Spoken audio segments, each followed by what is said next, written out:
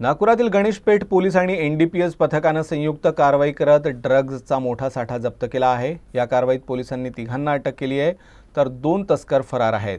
तिन्ही तस्कर ट्रॅव्हल्सनं गणेशपेठ बस स्थानकावर पोहोचले होते आणि मालाची डिलिव्हरी करण्याआधीच पोलिसांनी त्यांना रंगेहात अटक केली। मिळालेल्या माहितीनुसार गणेशपेठ बस स्थानकाजवळ गुरुवारी रात्री ही कारवाई करण्यात आली।